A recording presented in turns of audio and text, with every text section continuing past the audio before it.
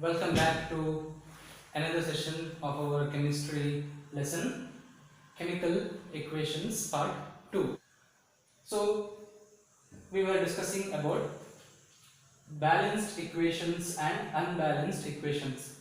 So, an unbalanced chemical equation is called as a skeletal equation. It is necessary to balance a skeletal equation because to satisfy the law of conservation of mass. We know that in a chemical reaction, mass can neither be created nor be destroyed according to the law of conservation of mass. So, continuing our discussions, let me write a unbalanced chemical equation. So, let us say the equation is hydrogen gas, we know it is H2, reacts with chlorine gas, it is Cl2, and it produces hydrochloric acid. Hydrogen gas reacts with chlorine gas to produce hydrochloric acid, which is also in the gaseous state. Now, if we look at the reactant side and the product side, we have to count the number of atoms to make sure that the total number of atoms on the reactant side is equal to total number of atoms on the product side. So on the reactant side we have hydrogen, which is 2 atoms. There are 2 atoms of chlorine. On the product side we have 1 atom of hydrogen and 1 atom of chlorine, which clearly tells us that the total number of atoms on the product side is unbalanced. It is not equal to total number of atoms on the reactant side. Hence it is called as a skeletal equation. It is an unbalanced equation. Now, how do we write a balanced equation? That is our main topic of discussion in this particular session, and it is also one of the most important learning outcomes of this particular lesson, which you will be using in your entire chemistry lessons of class 10. So, question is, how do we balance this skeletal equation? Now, if you remember these 3 basic rules, balancing a chemical equation is very simple and very easy. The first rule that you need to follow is, we cannot change the formula. We cannot change the formula. I will give you an example. Now, in this particular case, we need to balance total number of hydrogen atoms. We also need to balance the number of chlorine atoms, because here it is 1, here there are 2 atoms. So, if you think that you can add 2 here and 2 here, we can balance the equation, then that is incorrect. We cannot change the formula, because if you put 2 here to balance the equation, then this is not hydrochloric acid anymore. You are changing the compound. So, rule number 1, we cannot change the formula. Rule number 2, this is the most important one. These are the other rules to follow. For making our work of balancing easy, we have to start with a compound having maximum number of atoms. Whichever compound has maximum number of atoms, we start from there. This is a very simple equation, so there are not many atoms in this particular case. And lastly, we can balance oxygen and hydrogen at the end. Once you have balanced all other atoms in a given equation, at the end you can balance oxygen and hydrogen. This is because when you balance the other atoms present, in most of the cases, oxygen and hydrogen will get balanced automatically on their own. You need not worry about this in most of the cases. So, once you remember these three rules, we can easily balance a chemical equation. So now we will proceed with balancing the equation.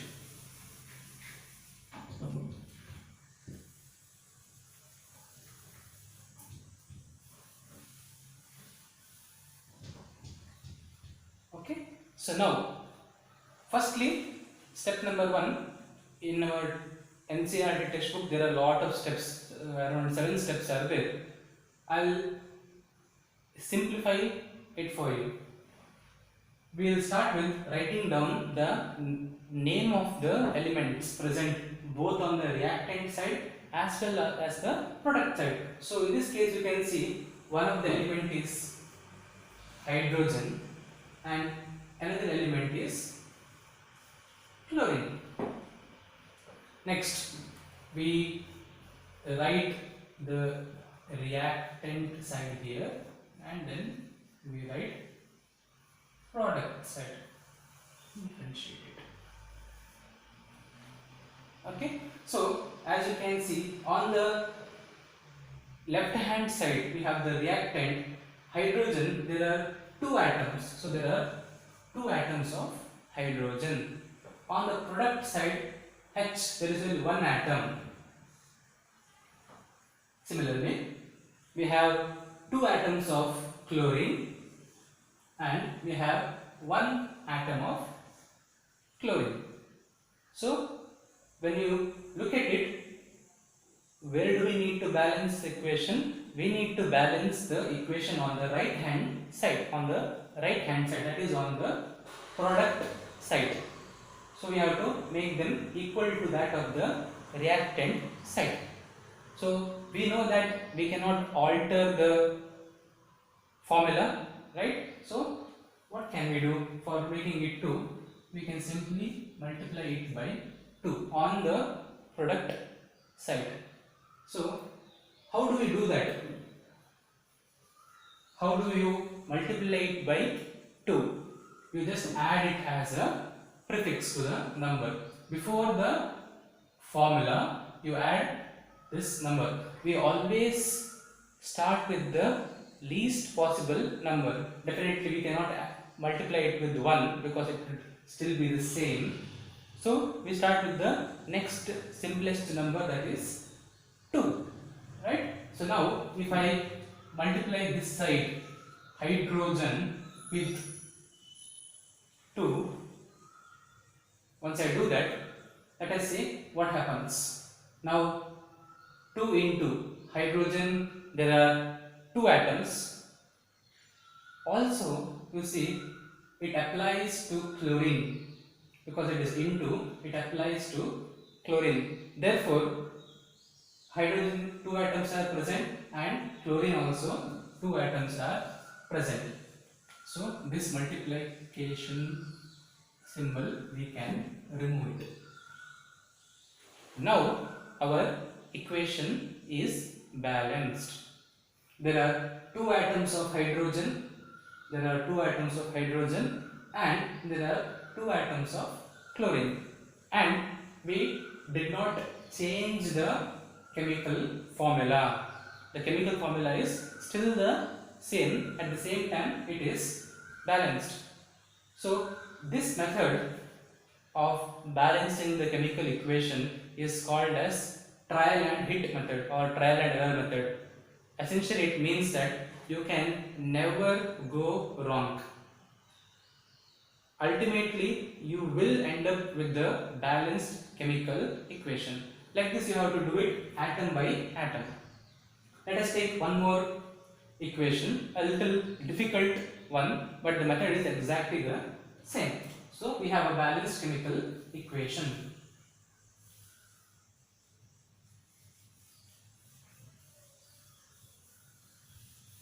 So this was equation number 1.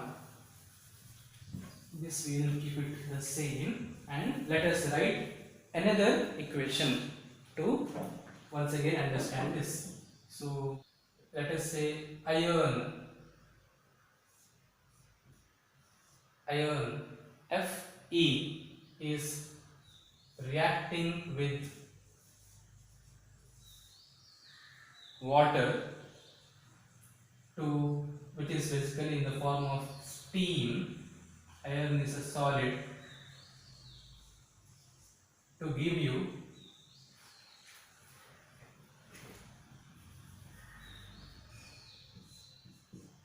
Fe3O4 and hydrogen. Iron reacts with steam. G represents gas, S represents solid. We will discuss this after this. So iron reacts with steam to give you your Fe3O4, which is called as magnetic oxide of iron and hydrogen gas. Now we have to balance this particular equation. So what do we do? Once again we make this block.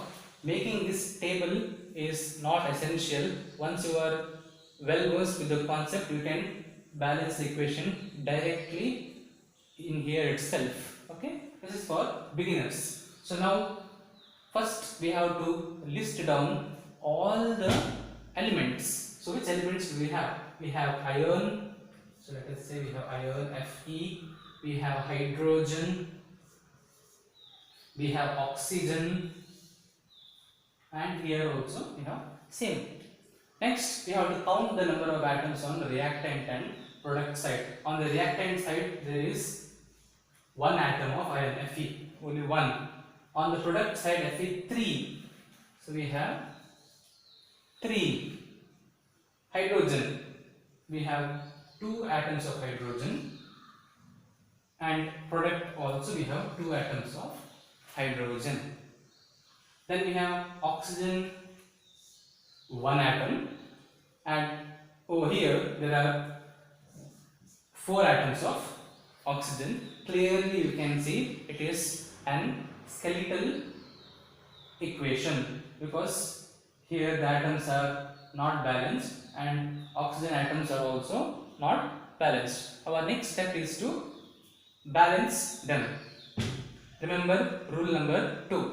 Always start with the compound having maximum number of atoms. So here there is 1 atom, here there are 2 plus 1, 3 atoms, 3 plus 4, 7 atoms, hydrogen 2. So among these 4, Fe3O4 has the maximum number of atoms. Therefore, we start balancing with this particular compound.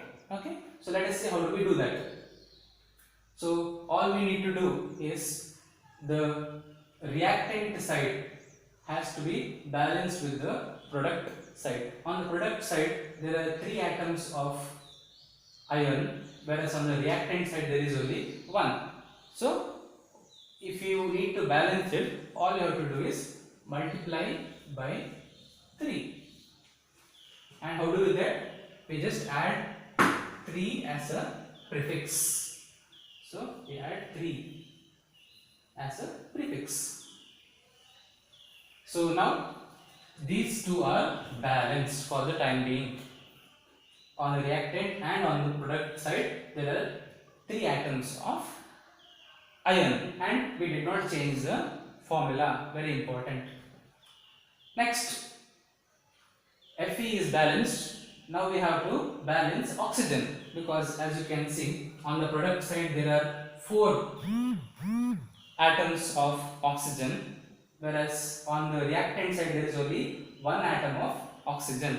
So in order to balance this, what do we need to do? We need to multiply by 4, where on the reactant side. So how do we do that? Once again we add 4 as a prefix. So now 4 into 1. This is not 4 plus, this is 4 into 1. So oxygen is balanced. But remember in mind, the number of hydrogen also changed. Previously both were balanced. Now we multiplied it by 4. hydrogen atoms became 4 into 2. If 4 into 1 is 4, 4 into 2 is 8. So reactant side hydrogen has 8 atoms. 4 into 2, 8 atoms. So now what do we need to do? We need to balance hydrogen on the product side. We have to make the number of atoms 8. And how do we do that? 2 into 4. So where is hydrogen on product side? Here. What do we do? Into 4. Now 4 2s are 8. 4 2s are 8. Now the equation is balanced. Now the equation is balanced.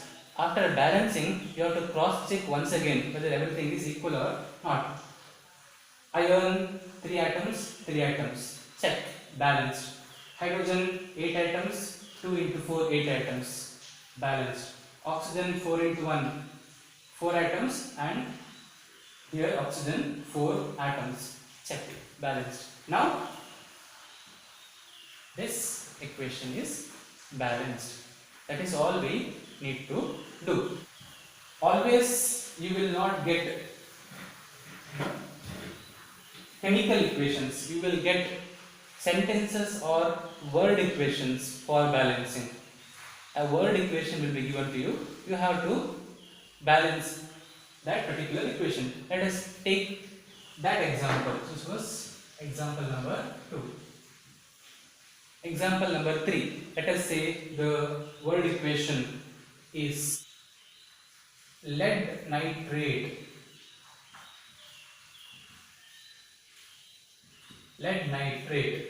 plus potassium iodide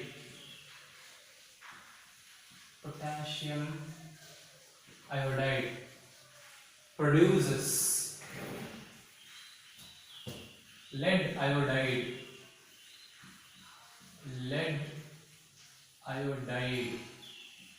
plus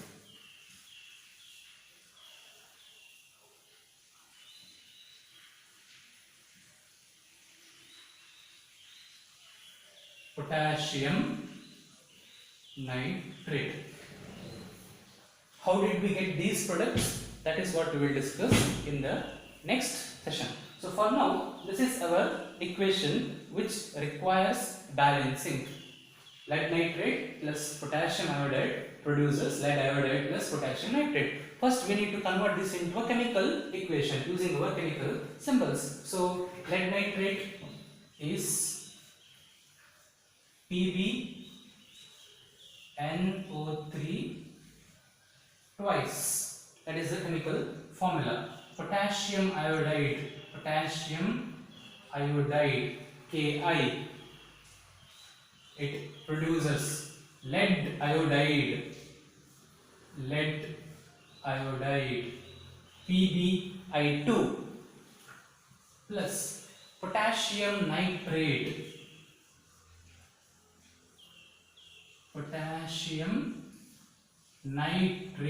NO3 KNO3. So I will erase these equations.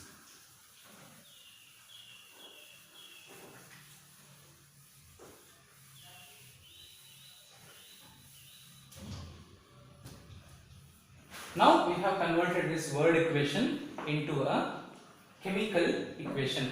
And first thing that you always do is check whether the number of atoms on the reactant side is it balancing with the product side. So once again we make our table, the reactant side and the product side, and we list out all the atoms.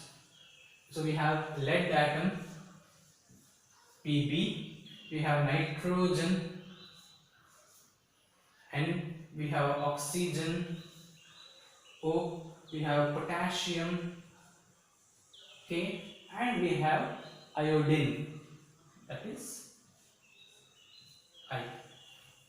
So we have listed out all the atoms that are participating in this particular chemical reaction. So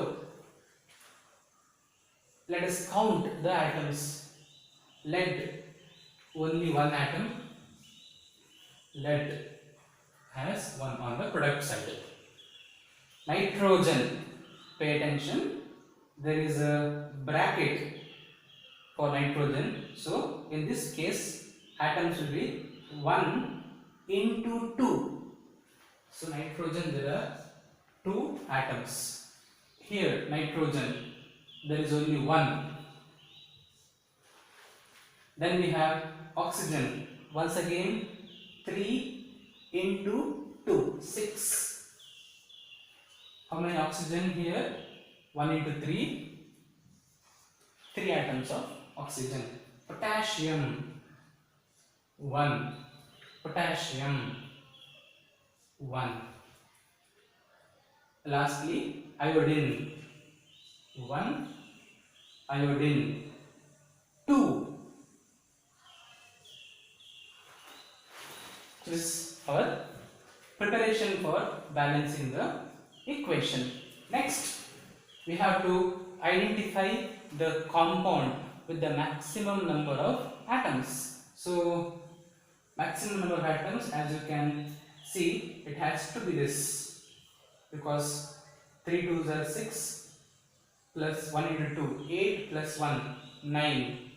There are 9 atoms in this compound. So this is the one that we are going to balance first.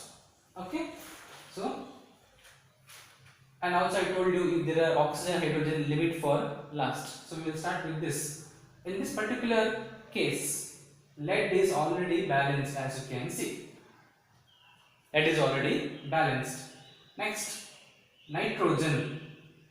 Nitrogen is not balanced. Nitrogen requires balancing. So we need to make it balanced. So we multiply by 2 on the product side. On the product side, where is nitrogen? Nitrogen is here. We cannot change the formula. So what do? We have to do into 2. So we add 2 here, isn't it? So by doing so, what has happened? 2 into 1, 2. Nitrogen is balanced. Oxygen we will leave for the last. We will start with potassium now. Potassium, there is 1 atom here. Okay.